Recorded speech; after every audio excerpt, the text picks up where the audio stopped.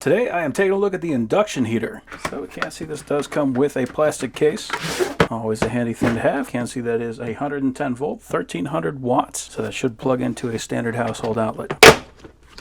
Okay, so here is the main event. So if we look in the top, we can see we got our spots for our cable. On the sides, we've got some threaded holes, so I'm assuming that we got some bolts to put in there. We've got our push button on the top, and it does give you a warning, do not wear any metal objects such as rings, watches, necklaces, etc. So that is very good advice. You don't want to be heating up your finger. Then on the back, it looks like we got a fan for ventilation and a nice thick cable. We got our instructions.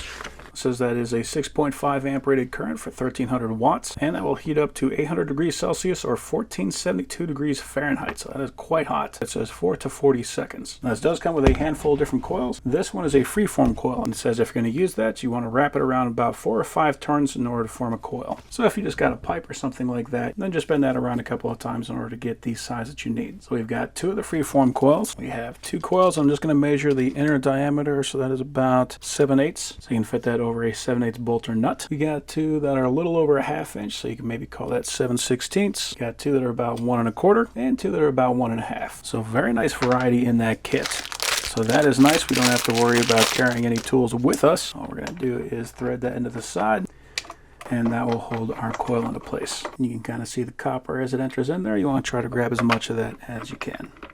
And that is it. All we gotta do is plug that in, put that over another bolt, and then give it a go. Really cool thing about something like this is that you don't even have to go straight on. You can just take these things, you can bend it. Of course, the more you bend it, the worse it's gonna look, so I'm gonna try to keep it straight for right now. But you can just adapt this to whatever scenario that you actually come across. So I've got some green thread locker. This is 290. This is the good stuff. This is designed to be a wicking thread locker, but it has proven to be very effective, wicking or not. You can see how thin that stuff is. When that dries up, the only way to really get this bolt to free up easily is with heat. And the main way that we do that is with a torch, but the problem is we cannot seem to get people to be able to refill that torch. So I'm gonna just drench the heck out of that thing, so it is gonna be fully locked on. We're gonna give that 24 hours secure, and we will come back to it. Not using a washer or anything like that. I'm just gonna jam that guy on.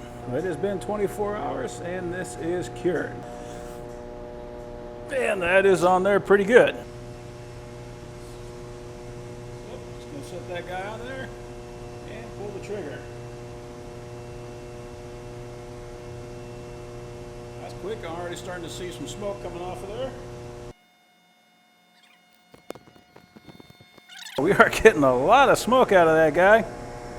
It is cooking. It is changing color. I'm waiting for that thing to glow red. Woo! That is a surprising amount of smoke coming out of that guy. Definitely do this in a ventilated area. Now it is worth keeping in mind that the vise itself is going to be absorbing some of the heat. We are definitely getting red.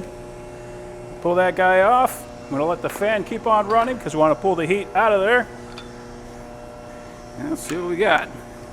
Ah, yeah, butter.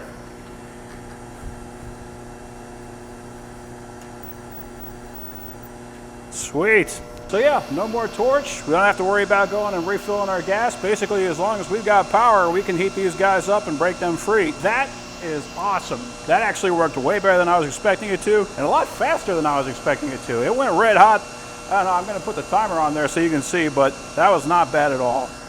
That is an impressive tool.